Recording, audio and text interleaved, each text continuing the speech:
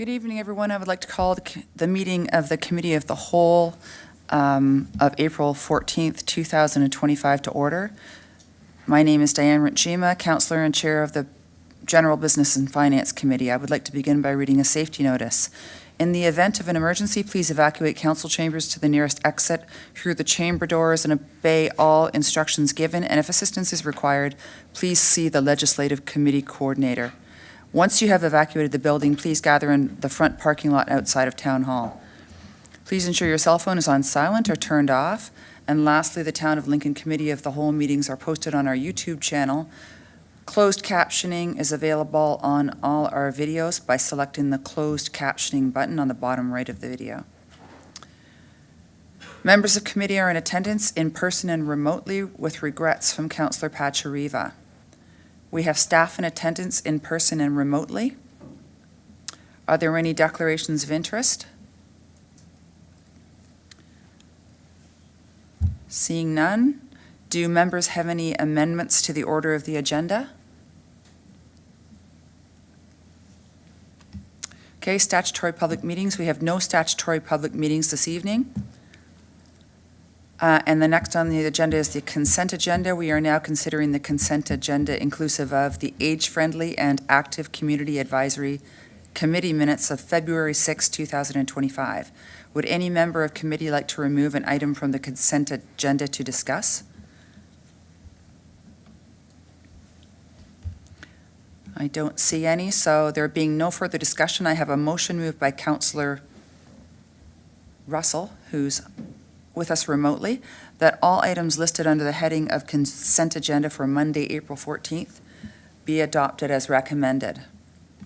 Age-Friendly and Active Community Advisory Committee minutes of February 6th, 2025. I will now ask our Legislative Committee Coordinator to open the vote. Thank you, Chair. That vote is now open.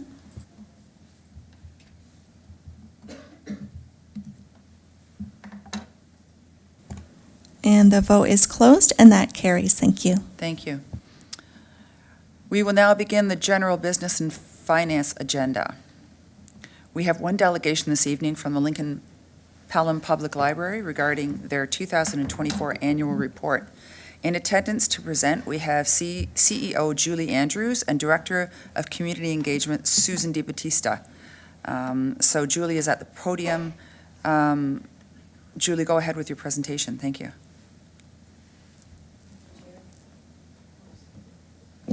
Thank you, Chair.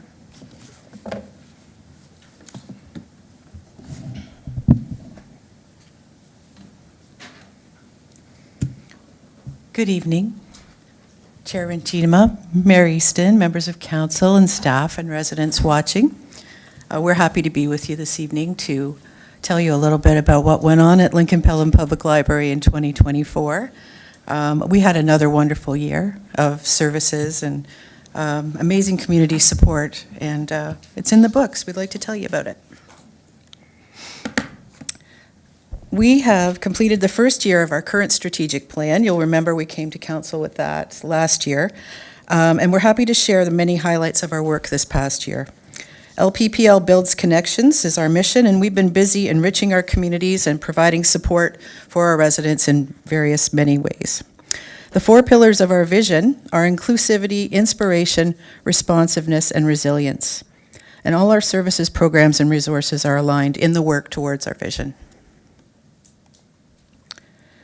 As you can see by these quantitative measures, it was another year of increase. We loaned over 500,000 items last year. Circulation of both physical and digital items increased, as did the number of active cardholders in our communities. What does this mean? We are reaching our strategic plan goal to develop and maintain collections that inspire and engage and uphold intellectual freedom. Our work to select items that support the literacy and interests of our residents continues to be successful. We strive to make our materials both a window and a mirror for our communities, to provide materials that inform and inspire, engage and entertain, and our continued partnership with 8 other library systems in the Libraries in Niagara Cooperative means more access to a wider number of materials. Some of the things we loan are traditional books and DVDs, but there is so much more. Wi-Fi hotspots and Chromebooks enable those without access to a computer or internet to borrow both. This really helps to level the playing field for those who are working from home or attending an educational institution. We loan musical instruments to introduce people to guitars or ukuleles, fishing kits to get people outside, and life jackets to keep them safe. Memory care and autism support kits to help those caring for loved ones, a telescope, metal detector, binoculars, and park passes to help residents explore our beautiful region. The addition of the Holds lockers that enable pickup of library materials 24/7 outside our Pelham branches, and the book lending machine at the MCC have been hugely successful, and we're thankful for the support of the Town of Pelham and the Ontario Trillium Foundation for these wonderful additions to our service. Over 238 people visited our branches in 2024. That equates to every single resident of Lincoln and Pelham coming to visit over 5 times. These numbers don't include the 76,000 additional visitors to our website who access e-books and e-audio, read magazines, newspapers, and watch television from all over the world and movies from the comfort of their home or their vehicle. Some of our awesome volunteers are pictured here on the bottom. Over 1,300 hours of precious time were donated to the library in 2024, along with over $131,000 of fundraising initiatives to enhance our services.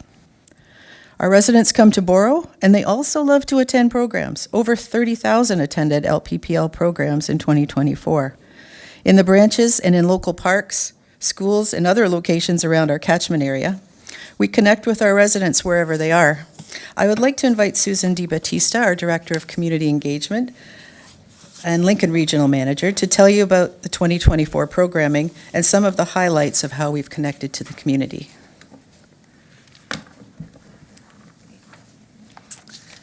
Thank you, Julie. We're really proud to have supported our community in so many different ways in 2024. And over the next couple of slides, we'll be sharing some of the highlights from last year. You might remember around this time last year, we were all in a hype about the eclipse that was going on. LPPL distributed more than 1,000 pairs of solar eclipse glasses, and we encouraged donations back to Start Me Up Niagara for that, and we felt that was a real win-win for all of us in our communities. With the support of the Rittenhouse Trust, we were able to launch our first memory lab, which provides equipment for preserving and digitizing photos and videos that people have in their possession. Baby's First Book Initiative is a partner with the West Lincoln and Grimsby Public Libraries. That's an initiative that also received funding from the Niagara Community Foundation. It provides a free board book and literacy information for babies who were born at West Niagara Memorial Hospital and babies born to residents of Pelham.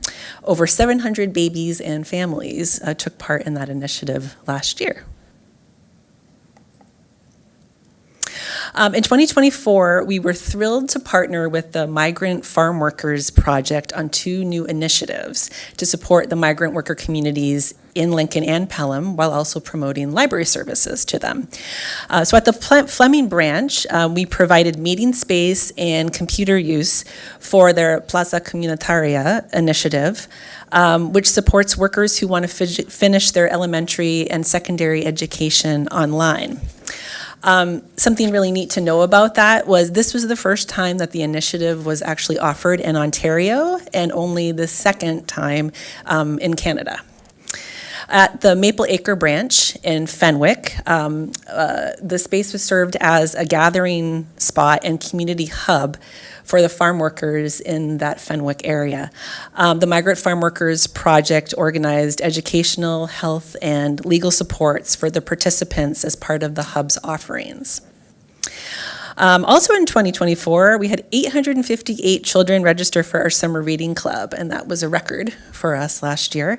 That summer reading club really encourages them to keep reading, to keep their literacy skills up over the course of the summer and avoid the dreaded summer slide, as it's called. And we expanded outreach to the area's seniors' residences, so in particular in Lincoln, the Jacob Albright Manor and United Mennonite Home. And we provided several different kinds of programming for them over the course of the year. Just a quick update on 2025. So about a month ago, we were wrapping up March break at the library, and it was a very busy place. Children and teens enjoyed art, science, and technology programming throughout the week. The Fleming and Font Hill branches each hosted a day celebrating the children's character Bluey, if you're familiar with Bluey or not. 1,000 customers visited the two library branches on those 2 days. We also had puppet shows that were presented at the Fleming Center and the Meridian Community Center. And Brock University Makerspace staff brought laser cut projects to the library to give customers a taste of the kinds of equipment that Brock Makerspace offers for free to the community. Another highlight so far this year, since January, we've been holding a monthly homeschool hangout program at the Rittenhouse and Font Hill branches.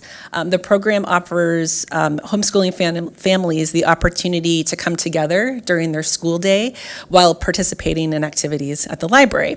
The program's had very high attendance, and we've actually almost have too big of a demand, so we've had to add a couple of more sessions than we originally anticipated.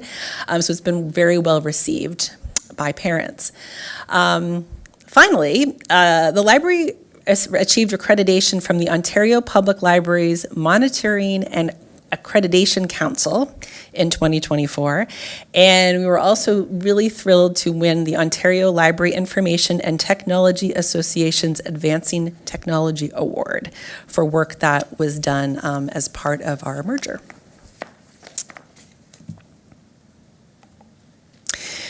We are also so excited to let you know that we've been busy planning for our new bookmobile service, which is poised to start in just a few weeks. And this is, I think Julie said, the first public look at the wrap that is going to be on our new bookmobile. The bookmobile is going in for that tomorrow, so we're all really excited to see this kind of come to life. If you're not aware of the bookmobile, it's a Ford Transit 350 that will operate as a mobile branch providing library cards, information, and borrowing opportunities for all ages. It's been retrofitted with shelving and storage and other things that librarians need. And we have a fantastic collection of brand new items also for people to come in and borrow. There will be a regular route throughout Lincoln and Pelham, along with some special guest appearances at area events and activities. We're already slated to participate in the town's Meet the Fleet event in May. We're very excited to be able to bring the bookmobile there. And you'll also be hearing about a naming contest soon for the bookmobile as well. The bookmobile will bring library services to those who have difficulty getting to our in-person branches, and will also introduce the library to those in the community who haven't had a chance to meet us yet. And in this way, the bookmobile will address one of our strategic plan goals, which is to remove barriers to service, collections, and programs, and to provide equitable access for all. We appreciate the generosity of the towns of Lincoln and Pelham, the David S. House Fund, Desjardins, and the many donors who supported the bookmobile through our 2024 Giving Tuesday campaign. Turn it back over to Julie. Thank you. Pretty cool, eh? So another strategic focus of the library is resilience. And continued fund development helps us to be resilient and to helps a more sustainable future for the library. So this is a list of the fundraising activities that we carried out in 2024. It's a pretty impressive list. And we're really fortunate to have the wonderful support from our community groups and individuals, and the stewardship of our fund development coordinator, Cassandra Best. As we're working now on fund development for both Font Hill and Vineland renovation projects, we really appreciate the ongoing support of the towns of Lincoln and Pelham and the generosity of our communities. And finally, our financial picture for 2024. Again, we're really thankful for the support of the town of Lincoln. It takes a wonderful and committed group of people to have the successes that we're having and the amazing results. And our committed staff and board of directors, led by Donna Burton and Nicole Nolan, and supported by councillors Mike Mikulak, Shelley Niznik, and members Terry Tether, Ruth Gretzinger, Stephanie Zaman, and Lati Vanabuathong, Linda Root, Andrew Colgoni, and Jamie Toms are the reason that we can reach and surpass our goals year after year. So we want to thank you all very much for listening to our highlights, and we're happy to answer any questions. Thank you, Julie. Thank you for that. So Councillor Timmers just came in the queue, so go ahead, Councillor Timmers. Thank you very much, Chair Rajima. Through you to Julie. This is a fantastic report. I'm always so excited when I see the library come because you just constantly improve, and the numbers are just so impressive, like huge. My biggest thing that I'm most interested in is the bookmobile. And I know the bookmobile's been around a lot of years. And I remember hosting the bookmobile at some of my sites when I worked, my other life, when I worked in St. Catharines. So you were talking about set routes.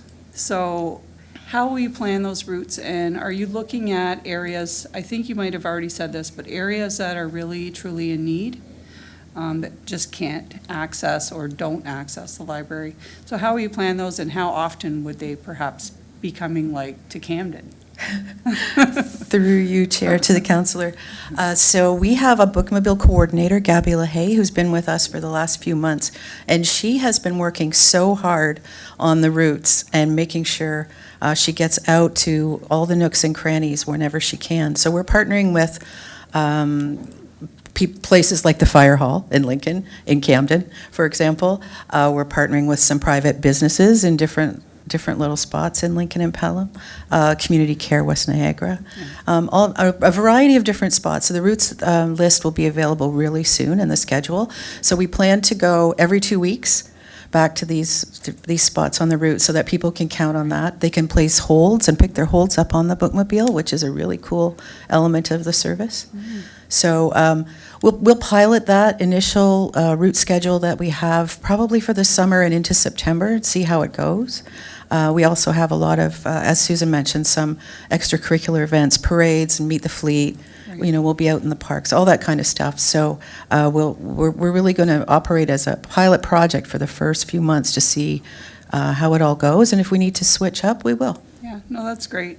You know, and if you can, I'm sure you're looking at pockets or where, you know, to promote literacy and where there's a little more remote or less access where they could really benefit. We are. So yeah, you just reminded me. So I was trying to remember how it worked, and it was a long time ago.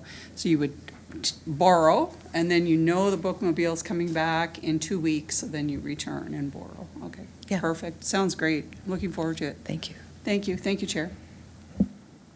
Thank you, Councillor Timmers. Councillor Mikulak, go ahead. Thank you very much. Through you to Julie and Susan. I just, members of council, I sit on this board. I see the work that these people do. It's a passionate board that we sit on. There's a lot being done, a lot being discussed, a lot of exciting times and moving forward in the future also, if you read the newspapers. But I can vouch for these numbers because I've prior to me being on this board, I've never gone to a library. I've never, lightning would strike me if I, but I've been going to the library, and what I do, I return my wife's books that she takes out, through her book clubs. But also what I've started doing, I've started having meetings with residents at the library.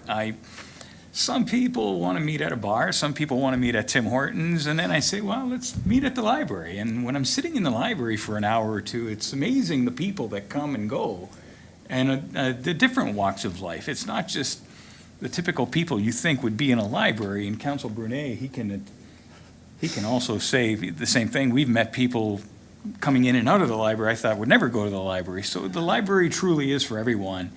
And I just want to say thank you for the work that the two of you and everyone, all your staff does throughout the year. So those are my comments. Thank No you, questions. Councillor. Not this time. Yeah, that's so true. That's so true. Everybody can use the library. Thank you for those comments. Mayor Easton, go ahead. Thanks very much. It's so hard to follow Councillor Mikulik, but I'm really glad that you're going to the library. Well, I don't have any questions either, but I do want to just remind of a few things that I think are really exciting about this, because the only word that I can use to describe what's going on here is empowered.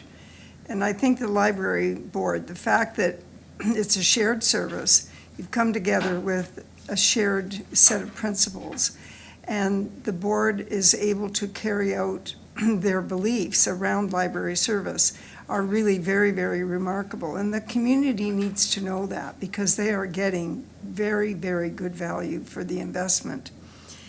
The fact, Julie, that you sit on CLT, the CAO reminded me that bridge is also very important. When you don't have the head of library services on the corporate leadership team, there's a massive amount of information that it's not that it goes missing, it's just never there. And that's when you have people that they don't understand what the library is all about, and they're looking to decrease the money that comes from the public purse every year. It's the same story, wanting to take that away. But it's full value that you're providing. And the system is growing, and I must say it's really two communities that in some ways have similar bases, but are very, very different as people. I think it's really very enriching. So I want to thank you very much for taking advantage of all of those opportunities, for working so effectively together. And you certainly do deserve the $2 million that the feds have approved for the Rittenhouse branch. And it all comes down to the same thing: great teamwork, great commitment, and finding a way. Thank you so much. Thank you very much, Madam Chair. Thank you, Mayor Easton. Councillor Timmers, Vice Chair Timmers, can you take the chair for a moment? I just have a brief question and comment too.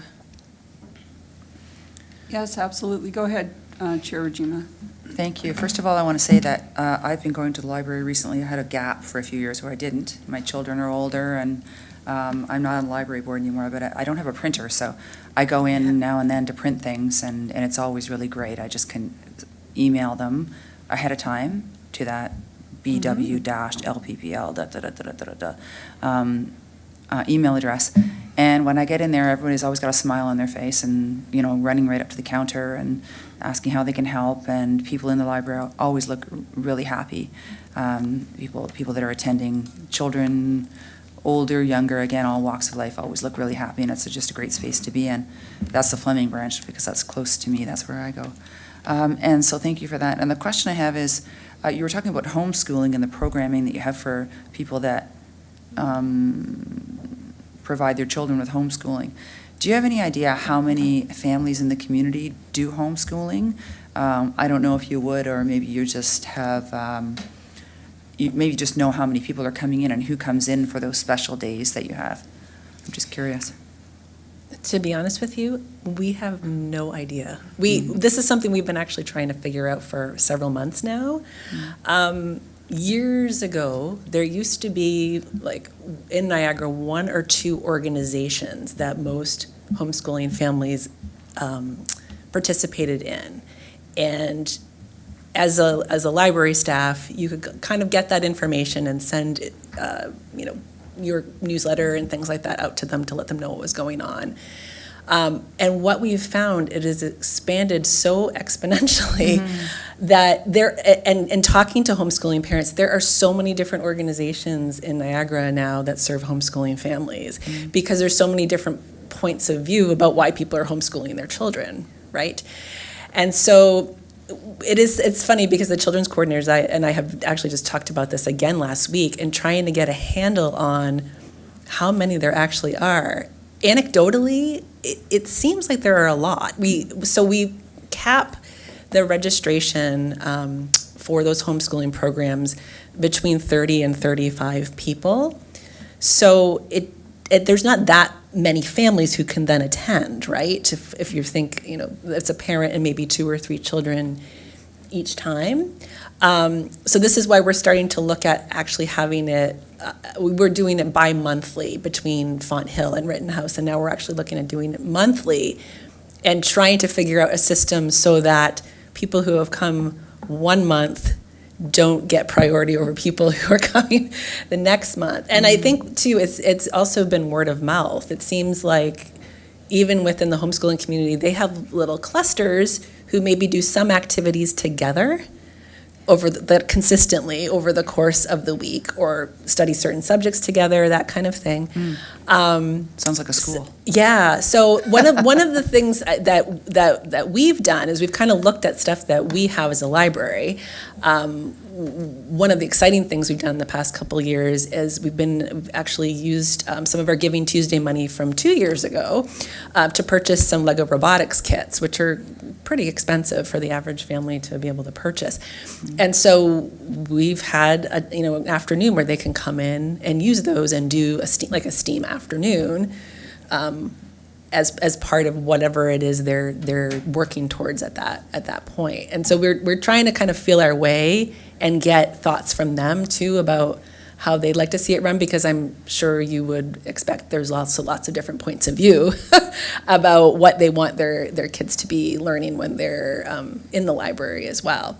So we're just kind of feeling our way through it right now. We just knew that there was a need anecdotally from conversation, and then from the community survey we did a couple years ago, we had some commentary about, like, you do class visits, which is great, and what about homeschooling kids who are also going to school during the day but can't participate in those kinds of things? No, I think that's great. Yeah. I'd also imagine that, with the rise of technology and information you can get on the internet, then all the sources of curriculum or homeschool curriculum it'd be a lot easier to access all those. So Yeah, exactly. yeah. So I have another question also. The amount of funding that Cassandra managed to access this year, is that sort of some kind of a record, would you say? Through you, Chair Timmers, to the councillor. So we're not sure if it's a record, but it's pretty great. Yeah. It certainly has built year after year since she's joined us, because she's been able to devote a lot more time and energy than we had previously to these types of pursuits. So, it's wonderful to have someone in-house who is able to prepare grant applications at a moment's notice, the way they sometimes drop in our laps. And also the number of events that she has been assisting with running. Our Books on the Bench author events, for example, have been super successful. Really good connectors as well as fundraising events. So I'm not sure if it's a record, but it's something we keep building on year after year. Well, I guess that would be a record if it keeps building. So thank you very much for that. And I'm done with my questions, Madam Okay, Chair. very good. I'll turn the chair back over to you, Councillor Rajima. Thank you. I don't see any other councillors in the queue, so thank you very much for your presentation. Appreciated very much. And we're going to move on to the next agenda item. There are no, sorry, let me go back again.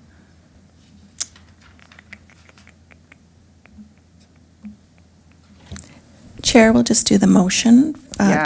for the delegation. Gotcha. I was just scrolling up to that. There being no further discussion for this item, I have a motion moved by Councillor Mikulik that committee receive and file for information the following delegation regarding the Lincoln Pelham Public Library 2024 Annual Report. Julie Andrews and Susan D. Batista, Lincoln Pelham Public Library. I will now ask our Legislative Committee Coordinator to open the vote. Thank you, Chair. That vote is now open.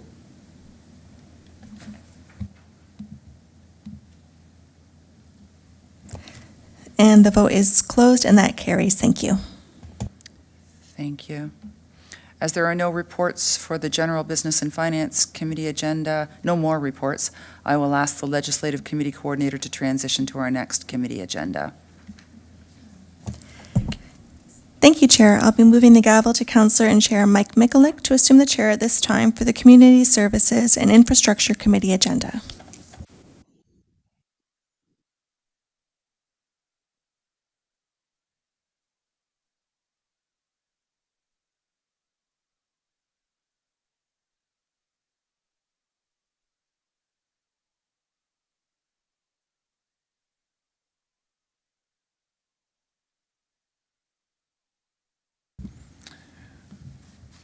Okay, thank you very much.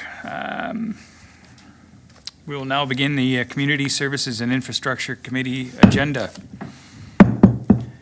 8.1 delegations, we have no delegations. 8.2 reports, we will now consider report CS 0325, 2025 Growth, Prosper, Belong Community Fund Allocation. The Director of Strategic Initiatives and Community Services will provide introductory comments. Director McKay, please go ahead. Thank you. Good evening, Mayor Easton, Chair Mikulik, councillors, and members of the public watching this evening. It's a pleasure to be in front of you and joined by Laurie Laird, the town's Recreation and Events Coordinator, to report and present on a few items tonight. It is really always an honor and a privilege to share how the town continues to support the incredible work of our local service clubs and not-for-profit community organizations. These groups are the heart of our community. Their dedication, passion, and tireless efforts play a vital role in enhancing the overall well-being of our residents. The events, projects, and programs that they lead do more than just bring people together. They sustain and celebrate our cultural identity, preserve our heritage, promote environmental stewardship, encourage healthy lifestyles, foster social connection, and expand access to the arts and recreation. All across our town, these organizations are making meaningful impacts that ripple far beyond the immediate activity for which they have requested funding in their applications. As outlined in the first report, I'm pleased to share that all 12 organizations that applied to the Grow, Prosper, Belong Community Fund were successful in securing some level of funding for their initiatives. And this is really a testament to the high quality, relevance, and community value of their work. Alongside the funding allocations being recommended, staff are also seeking council's approval for minor updates to the community grant policy. These updates are intended to further strengthen the purpose and clarity of the policy, ensuring that our support remains focused, equitable, and aligned with the long-term goals of nurturing a vibrant, inclusive, and resilient community. We look forward to any questions and comments that you may have about the report. Thank you very much, Shannon. Do members of committee have any questions?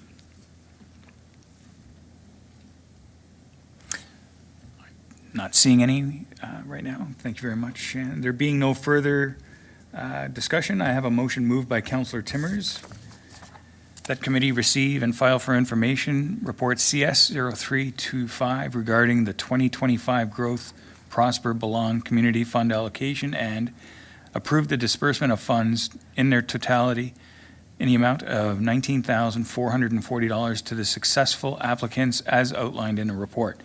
That committee directs staff to update the community grant policy to reflect the changes noted in this report and as attached in Appendix C. I will now ask our legislative committee coordinator to open the vote. Thank you, Chair. That vote is now open.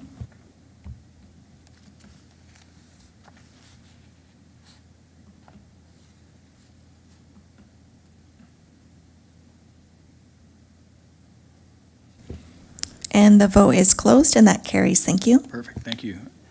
We will now consider report CS 0225, 2025 Whipple Trust Fund allocation. The Director of Strategic Initiatives and Community Services will provide introductory comments. Director McKay, please go ahead. Hello again. So just building on my earlier remarks about the vital role that others play in enriching our town, I'd really like to highlight how this community fund is an example of tremendous commitment and vision. More than 30 years ago, Mrs. Helen E. Whipple demonstrated remarkable foresight in recognizing the lasting importance of beautification within our community. Her efforts laid a foundation that continues to benefit downtown Beamsville.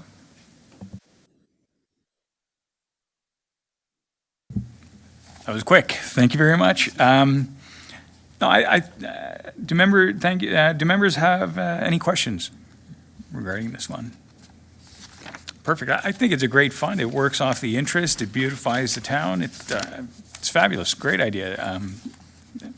Wish we could thank her personally to this day, but there being no further discussion, I have a motion moved by Councillor Reimer that committee receive and file for information report CS 0225 regarding the 2025 Whipple Trust Fund allocation and approve the disbursement of $3,432 from the H.E. Whipple Excess Interest Trust Fund to the 4 successful applicants as outlined in this report.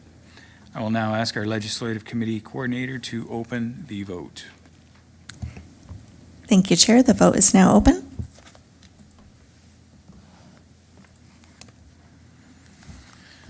And the vote is closed, and that carries. Thank you. Perfect. We will now consider report CS 0425, 2024 Community Programming Year in Review. Shannon, big night for you. The Director of Strategic Initiatives and Community Services will now provide a presentation. Director McKay, please go ahead. Thank you. Hello again, Mayor Easton and Chair Mikulik, councillors and members of the public. To close out what has been an evening of positive updates, I am pleased to deliver a presentation that showcases the outstanding efforts of not just our staff, but of our partners, the library as an example, and volunteers in delivering meaningful community events and programs. Through key statistics, participation metrics, testimonials, and engaging visuals, it highlights both the reach and the positive impact of these initiatives on our community. And again, we welcome questions at the end of the presentation. Next slide, please. So our special events.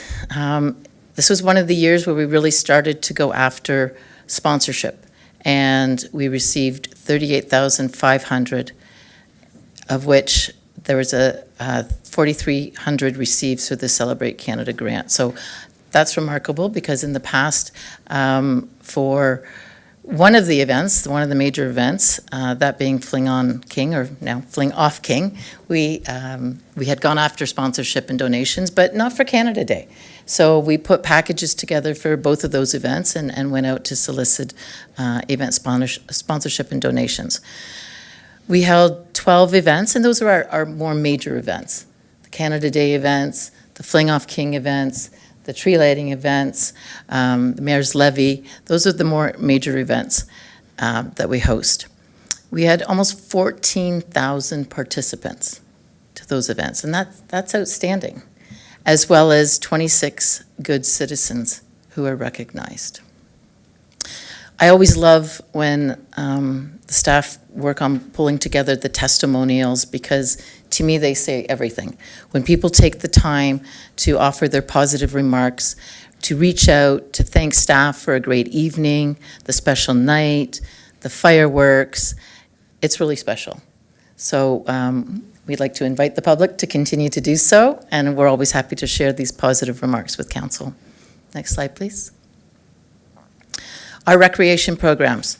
So when you think about it, we have 2 recreation coordinators, that being Lori Laird, who's our recreation and special events coordinator, and Stephanie Hutchison, who could not be here this evening, but she's our recreation and sport coordinator. We run 119 recreation programs. How do we do that? Well, the staff don't sleep, and we have great staff that join us at the seasonal times of year as well. Our students, our programs that are run, our camps that are run. We had almost 12,000 program participants. The summer drop-in program visits were over 2,000, and those are where we open up Fleming Center, and this year we will be opening up BDSS to welcome drop-in programming, to come in, to play pickleball, to play basketball, to play other sports. And of course, and we'll get into another slide specifically on it, but we currently have almost 400 Lincoln Senior Club members, which is incredible and wonderful. And just as an aside, I was being asked by a member of regional staff today what sorts of programming we offered, and they were quite impressed with how much goes on in that facility, and how there's drop-in, and how there's lending, and how there's crafts, and how there's cards, and how there's dance, and how there's pickleball, and all in one facility.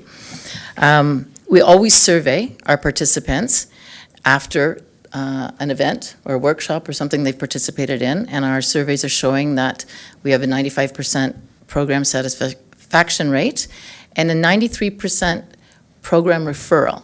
So those folks are going back and telling other people about the programs that we offer. And again, you'll see some of the wonderful testimonials from individuals. Next slide, please. So holiday and summer camp. We run 8 weeks of summer camp with 942 participants, 25 youth staff members, 20 leaders in training, 15 volunteers fulfilling almost 800 volunteer hours. We also run a week of March break camp, and we run winter break camp. So again, we will be expanding summer camp this year to the new BDSS site, and we're pretty excited about that. And we've got some great pictures here and wonderful testimonials about how valuable and enjoyable these camp programs are. Next slide, please. Discover Your Park. So this is something that we introduced just a couple of years ago, where we would go out into the parks with some program supplies, some crafts, some activities, and we'd invite members of the neighborhood or even beyond to come out and visit our parks. And this has been great for us, especially after we've done the park enhancements that we have to so many of the parks here in town. So in 2024, we had over 600 attendees, over 8 dates, 6 locations, with 4 community partners who also participated in those events. And again, a wonderful testimonial thanking staff in the town and the partners for putting these events together. Next slide, please. Our aquatic programs. As you know, we have 2 pools. We run over 1,000 hours of Learn to Swim programming. We had over 1,400 swimmers register in the Life Saving Society Learn to Swim programs.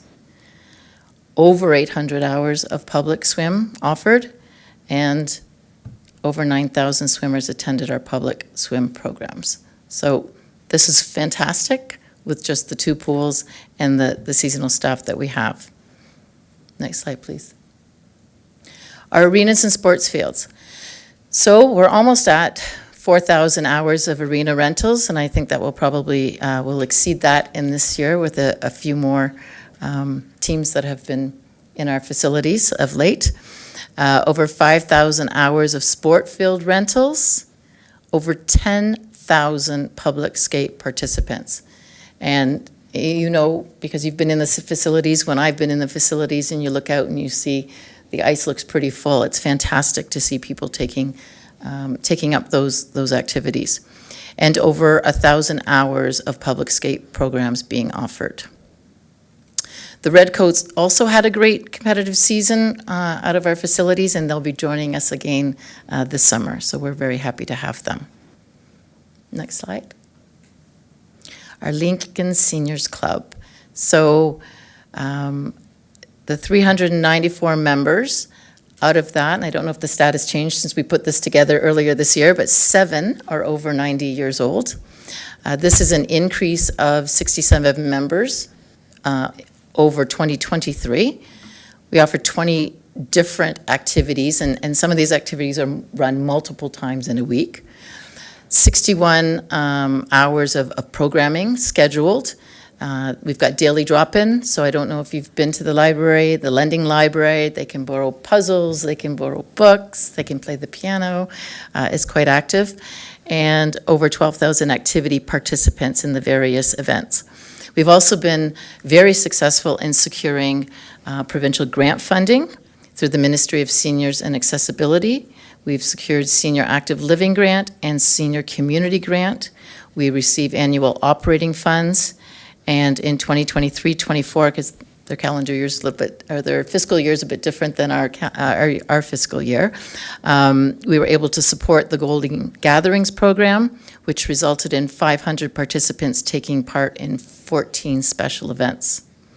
We also received over $5,000 to fund the Connected Seniors program, which provided computer access and introductory classes, which we partnered with the library on, to introduce computer to seniors.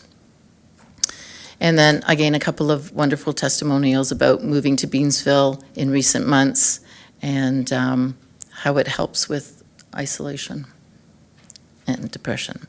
Next slide, please. So we are connected, and we're feeling very good about our followers on Facebook, our followers on Instagram, our monthly newsletters. Our subscribers are growing, and our program registrations are growing, which is to be expected with a growing community. So as people come into town, we make sure that we cross-promote. So we're promoting the Seniors Club at the Fleming Center. We're promoting events that take place at the Fleming Center at the Senior Center. We'll be doing the same once we get into BDSS and use that space for activating as well. Next slide. And then speaking specifically to the growing community, these are the new social media followers, the new Lincoln Seniors membership, an increase in camp spaces since 2018, an increase in public skate participation since 2018, and an increase in recreation programming since 2018. So obviously we took a dip in those years where we had COVID and we weren't able to offer that, but that's why we've gone back to sort of more a foundational number to be able to report on. And that's it.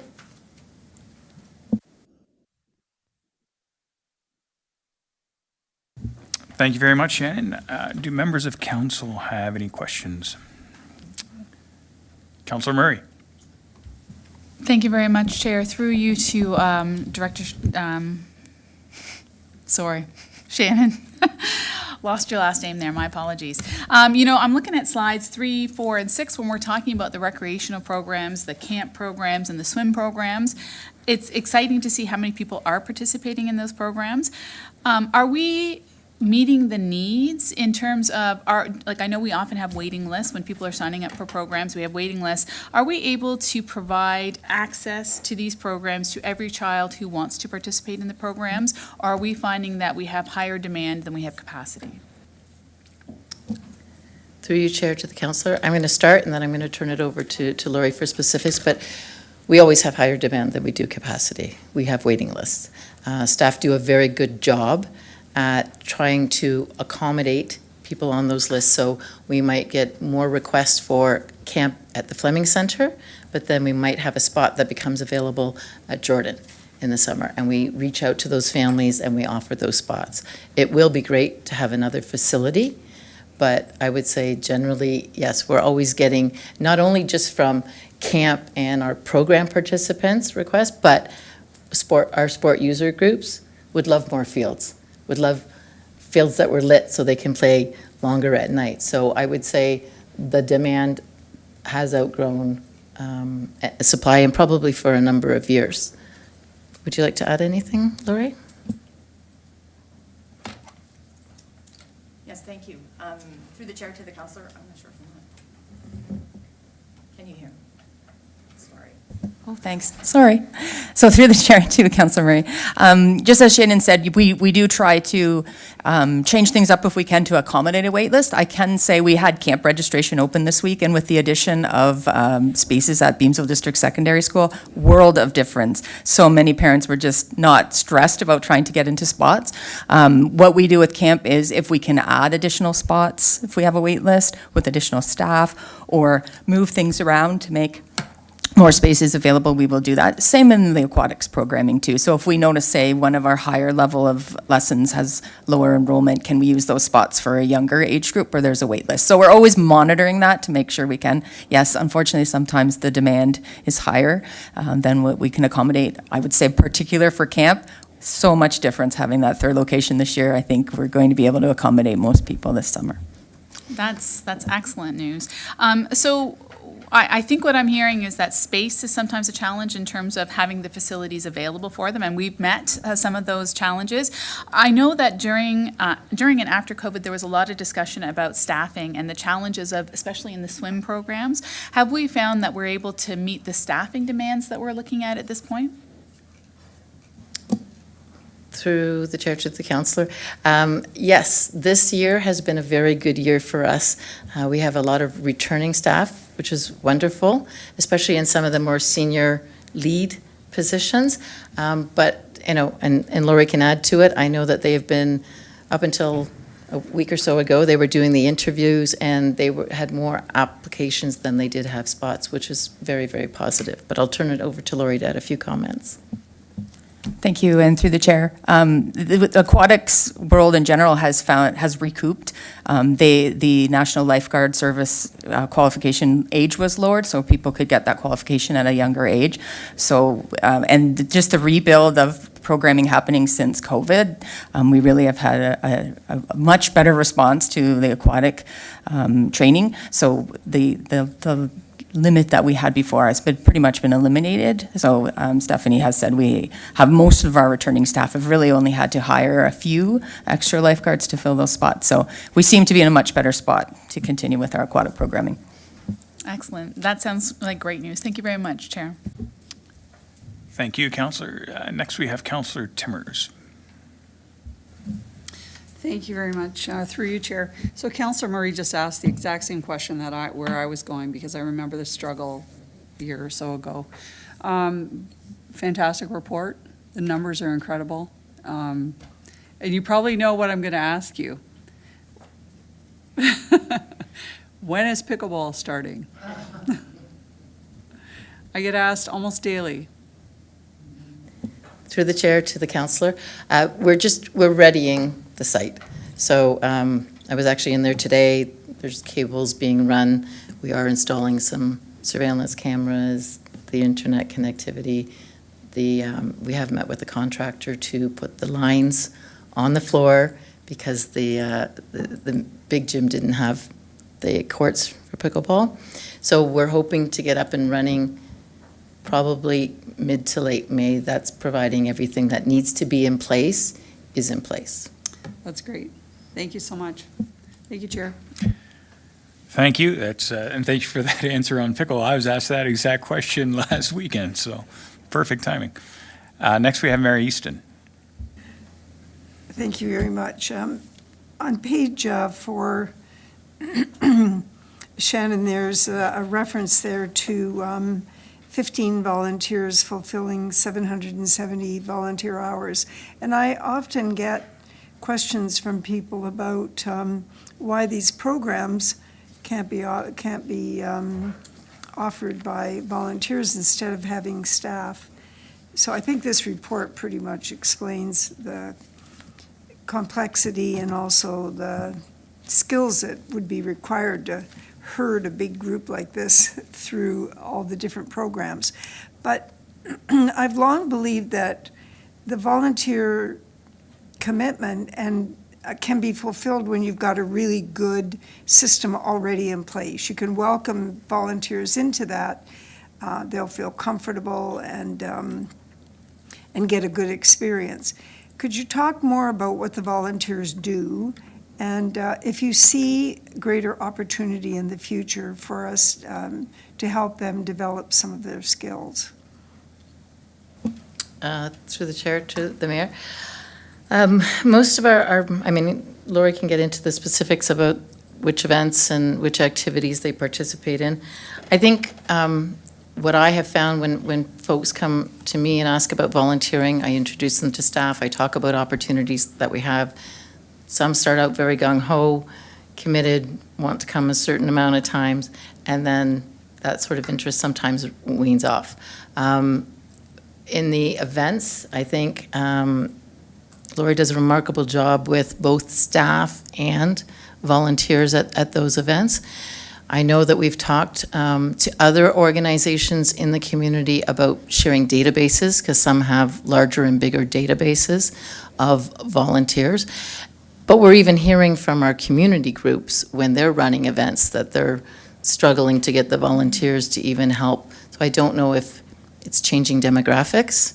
I think it's great that, and several years ago, the boards introduced the sort of the mandated community hours that students had. I would say that many, for the most part, come in for their required hours and then, we don't necessarily see them again. But I'll turn it to Lori about specific skill sets and where, perhaps the gaps or the weaknesses are in that. Thank you, and through the chair to Mayor Easton. Specifically on page 4, those 15 volunteers were volunteers that worked at our summer adventure camp program, and I'm very proud of what we do with our volunteers at camp. Typically, they're young adults who sometimes just need their 40 hours of service, but a lot of them have been campers and maybe have outgrown the camp program, but they still want to be involved. So we put them through a whole interview process, a training session, and then they actually are right in on the floor with the camp staff, leading the programs for the campers. So it's a great opportunity for them to learn the recreation role. And I am always so excited when they come from a camper to a volunteer, and then we hire them as camp staff. So they're learning those skills and become staff for us. So it's excellent when they have that love of camp and they come through. So very proud of that program that we do. And we do use volunteers within our events and things. A lot of times they're already established organizations, like the Lions, for example, they're volunteering their time. The Scouts do a lot of things for us. So we do use those community groups for different events to assist us. And we do have just individuals that really just want to be involved with the town in some capacity and giving back. And so we try to encourage them to be part of the events that we have as well. So really, you're one of the things that you're saying foundationally is that you really need a certain level, well, actually quite a high level of reliability in order to use volunteers to a greater extent. Is that correct? To the chair, yes, Mayor, that is correct. Okay, that's great. Thank you very much. Thanks, Madam Chair. Thank you for the question. Next, we have Councillor Brunet. Go ahead, Councillor. Thank you, Chair Mikulik. Through you to Shannon. So Shannon, great report. The recreational programs, the aquatic programs, led by Lori Laird, all great. You kind of mentioned it in your presentation. You touched on it briefly, but I just wanted to kind of ask the question. So, you mentioned we have a growing community, and we continue to be asked by certain user groups, and as Chair of Community Services, I've been involved in talking to some of these user groups over the years. And so, like specifically, we have, a couple of aging facilities like Lions Park up on the hill. And we've been hearing for the last number of years that if we had more diamonds, more lit diamonds, these organizations could be growing, having more teams, having more intramural, mixed leagues, et cetera, et cetera. Some of them are going to Southwood and Grimsby. Is there a business case? Have you crunched the numbers? Is there a business case? Some of these facilities with these lightings, they're not cheap, hundreds and hundreds of millions of dollars, actually. So is there a business case that, as this community continues to grow, and we know our growth targets are going to grow, 2035, 2045, is there a business case that we are crunching to look at an investment in some of these aging facilities so that on the flip side, we can continue to keep these user groups here and grow them and bring in more revenue? To the chair, to the councillor. We've crunched the numbers when the specific ask has come to us. And the return on investment wasn't there if you're looking purely at the financial. But, at the end of the day, I think a municipality has to look at the service it provides and the service it is in. And if there aren't the facilities here, groups will look to go elsewhere. Now, do I think there are opportunities for us to work together as municipalities to try to figure out, usage of, could you accommodate, are your, diamonds full all the time? What would that look like? I do. And I think, we do that to some degree, but perhaps not to the degree that we need to. It would be great if there was funding out there for growing communities that either have the aging infrastructure or have not enough infrastructure simply because of the growth that they're experiencing. It's not as necessarily as simple as that. They're usually looking for bigger, much more extensive projects to fund the build of a new community center rather than just adding lights to a number of diamonds or putting up fences to delineate a soccer pitch from a baseball diamond. So I think those are things we can advocate for when we go to the conferences like AMO and we have the discussions. Yes, there are going to be the multi-million-dollar capital asks when you're building the new facilities or doing a new master plan for a site, but there's also the hundreds of thousands of dollars, a little more affordable, if you will, projects that communities like ours and many, many others. I participate in a networking group, and we meet once every couple months. We do a virtual call. I got an email today from the coordinator. It's directors of all across Ontario, and we're up to almost 80 directors who participate in these calls, and we talk about our challenges. We talk about sharing information. We talk about, what did you do? Do you do this? Do you have a policy for that? Wouldn't it be great if we had funding for? And I think that's also what organizations like Parks and Recreation of Ontario work towards, and their advocacy to the province and into other levels of government. So I think it's happening. I just think it's going to take longer to happen. But yeah, I mean, if we did the business, if we just ran the numbers on the financial, it would be tough to say there's a business case based on if we had this many more diamonds or fields, what revenue the town would generate, because we wouldn't be offsetting the costs of what that costs. Thanks, Chair. Thank you, Councillor. It's definitely a challenging conversation when you're talking finance. It's not like anyone's going out to build a new arena based on a financial case, or a soccer field for that matter. So I'd just like to thank you, and Lori as well. Thank you, Lori, as well, for coming. It's unfortunate Stephanie wasn't here as well. We show up to these events and they're well organized. It doesn't just happen. There's a lot of planning, like any of us know with planning an event. And they make it look easy and seamless, and it's always a pleasure attending these events and making sure we look good. It's great to hear on the street from people that participate in these programs. There's something for everyone of all ages. I met a lady maybe a month ago, and she was like, new to town, not knowing what to do in town, how to make friends. It's a tough thing to make friends. And I said, go on the Town of Lincoln website, participate in one of these activities that our staff, they're more than happy to put on for you. There's many ways to meet and greet new people, and it doesn't just happen. So I do really want to thank you and your staff for everything throughout the year. Thank you. So I see no more comments, remarks, questions. So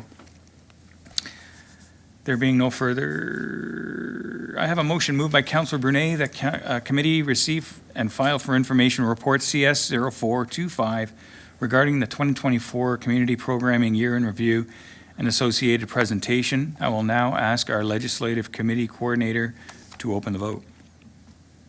Thank you, Chair. That vote is now open.